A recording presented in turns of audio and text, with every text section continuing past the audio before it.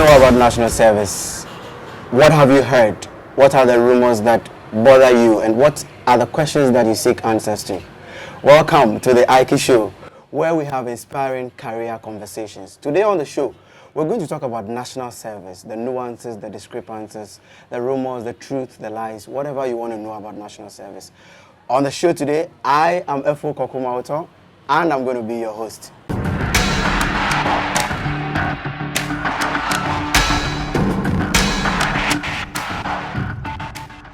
So to help us have a very nuanced and comprehensive conversation, we have with us Mrs. Melissa Baba. She has been working in the payment systems for almost 12 years now. She's done her service about a decade ago. She's got very good experience when it comes to doing your service and also working with service personnel. To join her is Miss Hamdallah. Hamdallah just finished her service and is seeking to enter the world of business. Ladies, you are welcome to the Aiki show. Thank you. Right, let me start with you, Hamdallah. How has service been for you? So far, so good. It's been great. What would you say would be one of the striking moments that you would want to cherish after your service? Okay, so you go into service and you did what you could, and you don't know if it's your best or not. You don't know if they liked it or not, but responses to you leaving and wanting you sometimes to help once in a while, even when you are not there, you know, made me know that I really did a good job. And so if you say they, you are referring to where you did your service. Where I did my service. When did you do your service and where did you do it? 2019, 2020 batch, so I just finished. Okay. And I did it in the public government sector, sort of. Okay, so like a state enterprise. Yeah, state enterprise, yes. Right, right. So, Mrs. Baba. You can just call me Melissa. Okay, Melissa. Yes. Melissa, let's talk about when you did your service and where you did it, and let's look at what do you think has changed over the years for you in the national service situation. Okay, so I think I was pretty lucky with where I did my service. It was privately owned secretariat, sort of, was like an event company, but they had just one event they were running. And I say I'm lucky in a sense because I was alone in the company, so I had to manage a secretariat and work with the members who were fully employed in various other sectors. Yeah. What has changed between then and now? I think at my time, most of us were going into service with the mindset that we were going into employment, and for us it counted greatly towards building our career. And so a lot of us we sought to look for companies that aligned with our career choice at the beginning, and we knew that was start and count towards your career. I think now, having worked for almost 12 years, the attitude I see with the service personnel is they treat it as a phase. For some of them, they treat it like it's an extension of tertiary education, and so after service, then I would look for a job. But the fact is that service is the job. Yeah. So she talking about treating service as school. What is the difference in terms of your routine as a student and your routine as a service personnel? Well, as a student, I decide if to go to lectures or not. I decide what time I leave my home to lectures. I decide what to do at lectures. But with national service, you don't get to decide anything of your own. You make your routine, or you go on your routine as everybody else goes there in the company, because you have to be seen there as needed or as requested of you.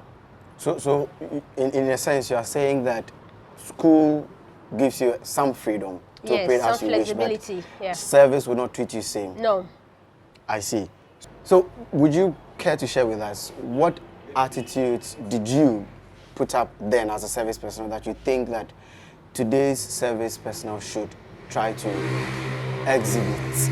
Okay, so I think that the most important attitude is hard work. Hard work and dedication. Your GPA won't help you because no one cares. No one will even ask you to start with. The kind of course you did, maybe you did maths and physics. I mean, when I was in Legon, that sounded like a very posh course. It doesn't matter because it is hard work. It is hard work that would push you through. That's the most important. Right. So she's mentioned hard work. and you've talked about the difference between your school routine and your work routine. Can you share with us, working in a state enterprise as a service personnel, what was your work routine like, your daily activities? What did they entail? Okay, so you're supposed to report to work by 8 a.m. and supposed to close at 5 p.m. So I expected to be available within those hours. And once at work, it depends on your availability and your readiness to work or learn.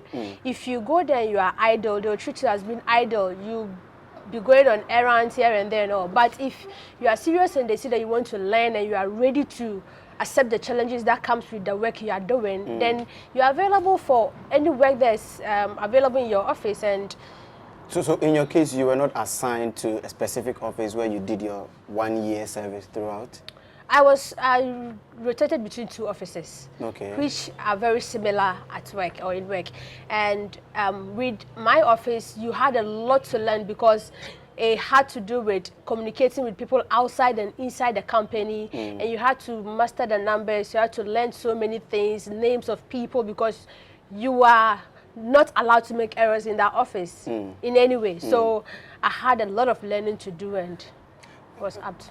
Melissa, let's talk about profession, career choices. You mentioned earlier on that you went to service hoping that where you service, you did your service would lead you into your career of choice.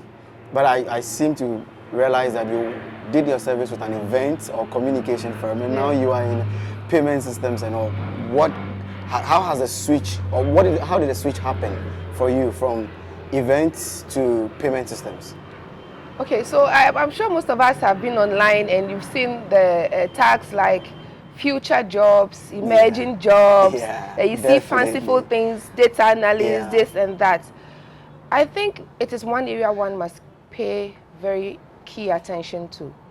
So you can't be cast in stone because the world is bigger than you and the world cannot bend entirely to your personal whims. You must constantly look at what's on offering, where can you grow, where are the opportunities, and take them. And so I had friends who did, for instance, dance at the University of Ghana, did their service at my company where I work now, and they are in banking. Okay. And they excel. So imagine if the person had insisted that, okay, this is where I am going to be. The theater is closed now. Definitely, isn't it? Yes, it's a very competitive field. So the point is that you must look at the opportunities at hand and make the best of it. Where I did my service was an event company, but it was an event for banking awards. Okay, so there was so I was exposed to people who worked in that environment, and I found out, okay, that was a much stable environment for me. Other thing is that I married right after school. So just as when I was starting service, I had just gotten married. So the conversation between myself and my husband was that we needed a job that was stable. He is in a stable government institution, so he felt that we needed a job that was stable, was guaranteed. And so that was at the back of my mind. And events, you all know, events, you need to go out there and look for the business constantly. And we didn't think that it was, we could take the turbulence. And so whilst doing my service, being exposed to people in that sector, like Hamdi said, my performance got me some attention. Okay. And then I was drawn into where I work now. I started working, and even there, I started in business development, moved to card payments, and now I'm in MIS. One thing I did was when I got into the company, MIS being Management Information Systems. Okay. So when I got into the company, in the first few years, I did anything and everything. Okay. Yes, I don't mind. I will do anything and everything, apart from going to buy you granates. Maybe. You know, even that I had exceptions. If I was going to buy it myself and you wanted me to get some from you, I would. And so being available gave me the room to explore and then to grow in an area that suddenly became my niche. Right. So my company never had my current role, but it's been carved around my activities. So you mentioned competition, and then you mentioned that you got married right after school, after the university. Yes. Let's talk gender. How differently or not were you treated as a service personnel or as an employee now because you are a woman? Straight out, I was saved all the catcalls and all the taunting. straight. That never happened to me. Okay. So my friends who were single, who kept getting hit at, you know, and getting, it's a man's world. Ladies, understand that. It's a man's world. Especially if you find yourself in a company that is strongly IT and it's male dominated. They will tease. Oh, I will take you out tonight. I like you. I like your legs. I like all of this. Yes, you would say they are Me Too movement and the rest, but you can't fight all of them. You must focus on building yourself and your worth. Yeah. So straight out, being married saved me all of that. Well, 90% of that, but it saved me all that headache. Okay. I didn't have anyone coming to me for that, so I had the room to think of my job and to focus on that. Okay. Completely. Hamdi, was there any job that you were given at the office that you felt, as for this one, if I were not a woman, they wouldn't have given it to me as a service personnel? No. But were there, as you mentioned, as a young woman, tauntings, I mean, guys or the guys in the office trying to take you out, trying to treat you like a woman and not like a colleague employee? She mentioned something very interesting, which is building yourself and then knowing your worth. So right from the word go, when I got there, I said to myself that I'm here to do my national service and leave. If I get retained, that's fine. But any other thing must be about me. So I related to almost everybody, right? All the male staff and the female staff too, how best I can. So I don't get those kind of advances because of the way I won't give you the chance to do it. And you didn't get any at all. Like, you won't get the chance to come. Wampo. I know for sure not more than 5 people have my contact in that company, actually, where I worked. You won't get the chance to, because once I say good morning to you, I'm leaving. Once I say good evening, have a nice weekend, I'm leaving. You won't even get the chance to have the interaction with me. Okay, so you are talking right now, and for me, I see a picture of a hard girl at the office, right? Did they also treat you differently because she thinks she knows?